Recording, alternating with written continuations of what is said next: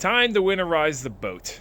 I found everybody does this process a little differently, but this is NoNonsenseKnowHow here, and this is how I do it. Now, I'm already done the process. However, I'm going to run you through and basically give you instructions and directions, throw some great tips in there, and show you all the chemicals and products I use. Here we go. This is going to be on my 92 Sea Ray 200, has a 4.3 liter with an Alpha 1.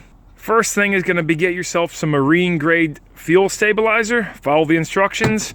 Find out how many gallons your fuel tank is, add the set amount, and then top your fuel tank off. It's important to top the fuel tank off because when there's a large cavity of air in your tank, you're gonna have a lot of air that gets in there and then condensates moisture into the fuel. So it's a really good idea to store it with a full tank and obviously stabilized fuel.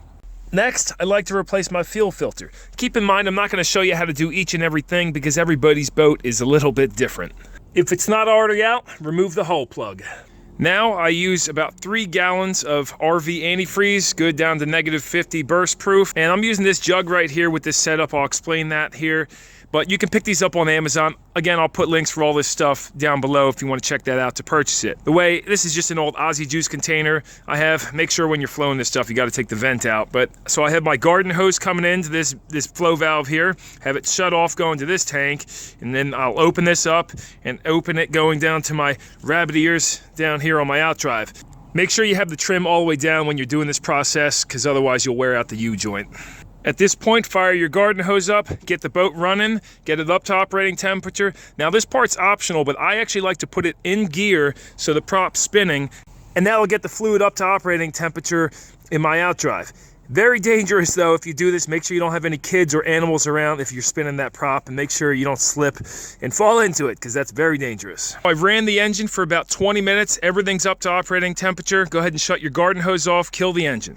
Now it's time to check your motor oil level. Make sure it's not milky, overfull, indicating water in there. And this is a great time to change it. I like to change mine at the end of the season because I put a lot of hours on this and it was pretty dark looking. I don't like to store it with black oil. And obviously install a new oil filter too. I got an AC Delco filter on there, nice and shiny. Changing the oil is a breeze if you use something like this Mighty-Vac fluid evacuator. Again, since we ran the boat, the fluid was nice and hot, pulled right out of that dipstick tube. You just slide this right on the dipstick tube, pulls it right out. Now, if your oil's at the proper level and it's not dirty, you can let this go until spring. It's fine, it ain't gonna hurt anything. Some guys actually prefer changing it in the springtime because when you store an engine with the air pocket inside of the engine, you can get a lot of condensation that will build up in there and then run down into the oil. But of course, taking this out for a good run in the spring is gonna burn off all that moisture anyway. If you run your boat in the salt water, not a bad idea to run some of this salt away through it to remove the salt and neutralize that before running your RV antifreeze through it. At this point, I drained both of my exhaust manifolds and the port down here on the block.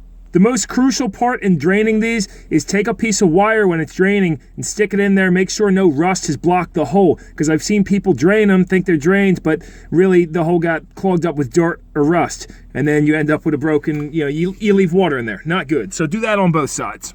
And then I also like to come down to my power steering cooler right here, take this hose off and drain out the power steering cooler since that's the lowest point on this engine. Now I take all 4 of these cooling hoses off and split a gallon of RV antifreeze amongst them, pouring it in just to pre-prime it. Then I clean any rust and corrosion off of these nipples and use grease on that before I put these hoses back on. These can get really nasty under here in between the hose and the cast iron there. Now we're ready to open the flow valve to flow RV antifreeze into the rabbit ears. Make sure this one's open too. Start the engine up and run it till your 2 or 3 gallons, whatever you got in there, gets sucked into the outdrive and into the engine. Now when that jug's almost out, go ahead and pop your air cleaner off. You can see I've got some zip ties holding mine because the carburetor has a broken tower in there. Take yourself some engine fogging oil while the engine's idling and start spraying it in there until the engine dies. Once it dies, I like to spray a bunch more for about 20 seconds, 30 seconds, and go and crank the engine over a few more times. It won't start up because it's flooded out with fogging oil. This is to help prevent the cylinders from rusting over the winter time, or however long you store this thing. Check and top off my power steering fluid, and then I like to go over all the other hoses, electrical connections, make sure everything's clean, tight, my belts are good. This is the one time of the year that I really go over the boat thoroughly. Onto the outdrive, Get 2 quarts of marine grade gear lube or whatever yours takes. It's a good idea to take these and put them in a bath of hot water to heat up the fluid, especially if it's cold like it is today. And since we ran this in gear for 20 minutes, the fluid would be nice and warm inside of this outdrive. Of course, this is all going to be taking place with it in the lowered position with an oil pan under here. I like to start up top with the vent port, take that out, and level should be just up to level there. If you see it's low, that's a problem, and if it starts pouring out of there or it's milky, then you know you got water intrusion. With the vent plug out, we move down to the bottom and drain out this thing, making sure to check the magnet for any foreign debris, the fluid for milkiness, like I was already saying, because that's going to indicate that you have an issue or a problem. I think changing this fluid is a really important thing to do before the winter, because I've actually heard stories of water settling on the bottom in these and then freezing and cracking over the wintertime. Don't want that to happen. Once that's done draining, both plugs are going to stay out. This kit right here is awesome. Again, I'll put a link in there, but you can just thread this piece here right into the drain hole and then pump your fluid right in. Mine took something like 1.2 quarts. You keep pumping it until you see it come out of your vent hole here, and then put your vent plug in and come on the bottom, thread this adapter out and put your drain plug back in. Very little will spill out since you have the top sealed off up there. If you did find milky fluid, you might want to just take this thing off and service it, replace the seals over the winter time. Next, take a grease gun with marine grease, and on each of these zerks, right there and right here, hit these grease zerks.